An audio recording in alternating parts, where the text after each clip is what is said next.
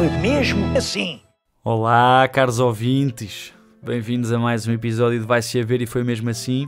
Espero que tenham tido umas boas entradas. As minhas vão ficando cada vez maiores a cada ano. Já vamos em fevereiro, bem sei. Peço desculpa por este atraso. 2022 trouxe novas dinâmicas pessoais que demoraram mais a encaixar a produção destes pedagógicos episódios. Eu não vou entrar em revelações muito íntimas, porque sinto que este tempo afastado requer de mim um certo esforço de ganhar outra vez a vossa confiança. Mas olhem, esta pequena pausa fez-me voltar aqui aos episódios e aproveitar para lançar uma segunda temporada. Sempre quis ter uma segunda temporada de alguma coisa e olhem, cá está ela.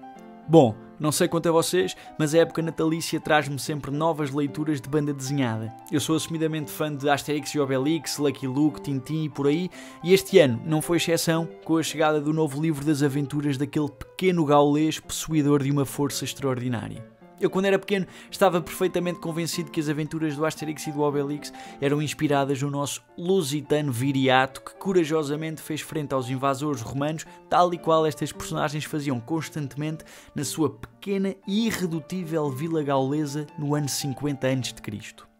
Mas, na verdade, a grande inspiração para Goscinny, o criador desta banda desenhada, era um homem chamado Vercingetorix, que protagoniza o Vai-se a Ver e Foi Mesmo Assim de hoje. Vercingetorix foi o chefe gaulês do povo dos Avernos que liderou a grande revolta gaulesa contra os romanos entre 53 a 52 a.C. O pequeno Vercingetorix, e eu vou gostar muito de dizer este nome, nasceu em 82 a.C. no povo dos Avernos e pouco ou nada se sabe da sua infância e juventude. Para dar algum contexto, estamos na Gália, exatamente como nos livros. A Gália, que é basicamente a França, estava dividida em três partes. Ao norte, a terra dos celtas, habitada pelos belgas, no centro pelos gauleses, na chamada Gália Comata, e ao sul pelos aquitanos. Gália Comata é essa, que era habitada por tribos celtas. Fica a curiosidade que Gália Comata significa literalmente Gália dos Cabeludos. Esses gauleses rústicos e durões eram assim chamados para se separarem dos galos togados, os choninhas que se tinham deixado romanizar. Togados, em referência às togas e não a certas alcunhas que andam por aí e que já agora já acabavam.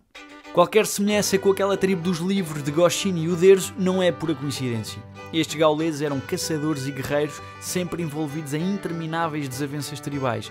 Dedicavam-se à criação de cavalos e de gado, havendo, no entanto, no meio deles, artistas no trabalho com bronze, estanho e prata. E aqui entra em cena Júlio César, que por volta do ano 58 a.C. ainda era só governador da Gália Narborense, hoje em dia Provence. Através da tática de dividir e conquistar, o futuro imperador, sabendo explorar as desconfianças e desavenças entre os chefes das tribos, entre 58 e 53 a.C., dominou aquela zona toda. Incendiou aldeias, massacrou povos e acreditava que a Gália estava finalmente toda pacificada. Mal sabia ele porque no meio da floresta de Orléans, onde eu já estive, diga-se de passagem, não perguntem porquê, foi decidido num concílio de druidas, ouviram bem, druidas como o Panoramix, juntamente com os chefes gauleses, uma insurreição geral da Gália. E como primeiro aviso para Roma de que a rebelião estava a caminho, os gauleses massacraram todo o povo romano de Orléans. Isto dito assim, quando se passaram milhares de anos parece tranquilo, mas não deixa de ser dramático. E quem é que é o escolhido para liderar a rebelião? É claro o nosso amigo Vercingetorix, que não tinha não senhor acesso a uma poção mágica, nem à proteção do seu balofo amigo carregador de menires, mas era dotado sim de uma valentia e coragem digna somente dos mais épicos heróis da história. Inspirado talvez em Katniss Everdeen, dos Hunger Games, Vercingetorix envia mensagens por toda a Gália numa tentativa de união nacional. Consegue juntar soldados de cada povo, vagabundos e lavradores que tinham sido privados das suas terras pelos romanos. Alia senenses, parisienses, pictos, cadurcos, turões, aulercos, lemovices, andecavos e juro por tudo que nenhuma destas palavras é inventada.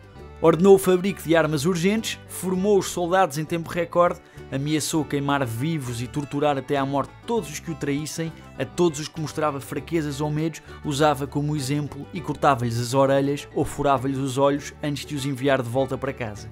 Enfim, Vercingetorix era o CEO que todas as empresas precisavam de ter para fazer aumentar os lucros ou impedir que fossem contratados pela concorrência. Bom, toda a movimentação estratégica da rebelião destes gauleses tem muito que se lhe diga, mas não vos vou massacrar com os pormenores que certamente um dia farão parte de uma série ou de um filme da Netflix bem melhores que este podcast. Só dizer que durante todo o processo enfrentou várias dificuldades. Foi vendo a sua credibilidade afetada por causa de suspeitas de traição, mas qual grande chefe vai afastando todas as críticas, prometendo sempre um amanhã vitorioso com a promessa da independência de toda a Gália. Mas basicamente, depois de várias derrotas e vitórias, uma até bastante simbólica, quando conseguiu evitar que Gergóvia, a sua cidade natal, fosse tomada pelos romanos, chegamos ao ponto em que Vercingetorix vê-se forçado a entrincheirar-se com todo o seu exército na cidade de Alésia, onde depois de um bloqueio muito bem feito à cidade por parte dos romanos, vê as probabilidades de um triunfo reduzirem drasticamente. A coisa não estava nada famosa para os gauleses. Vercingetorix convocou então uma assembleia e disse, e cito, que não tinha empreendido aquela guerra pelos seus interesses pessoais, mas para a defesa da liberdade comum e que, sendo preciso ceder ao destino, oferecia-se aos seus compatriotas, deixando-lhe a escolha de apaziguar os romanos por sua morte ou de entregá-lo vivo. Foram então enviados negociadores a César, que ordenou o desarmamento dos gauleses e convocou todos os chefes inimigos perante o seu tribunal. E chegamos ao momento mais marcante da história do nosso herói, que, segundo os relatos da época, não esperou que os centuriões romanos o arrastassem de pés e punhos atados até aos joelhos de César. Vestiu a sua própria armadura, montou-se num cavalo, saiu da cidade e atravessou a galope a distância entre os dois acampamentos até ao lugar onde estavam os romanos. Quando lá chegou, girou em círculo à volta do tribunal, saltou do cavalo e, tomando a espada, o dardo e o capacete, lançou-os aos pés de César sem dizer uma única palavra. César ficou muito surpreendido e quase assustado. Ficou em silêncio por alguns instantes, mas depois explodiu em acusações e fez um sinal aos seus capangas para que o atassem e o arrastassem pelo acampamento.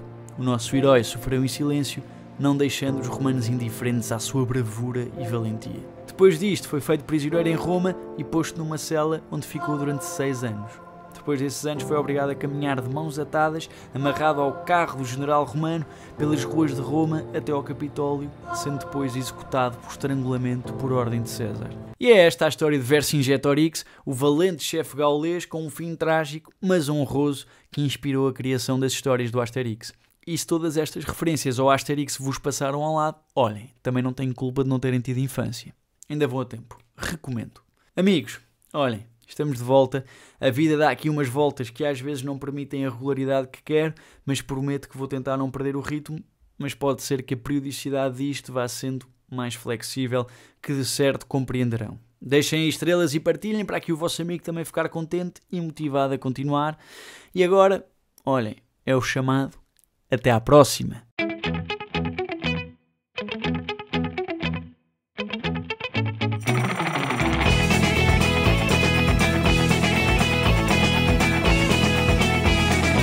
Vai saber, e foi mesmo assim.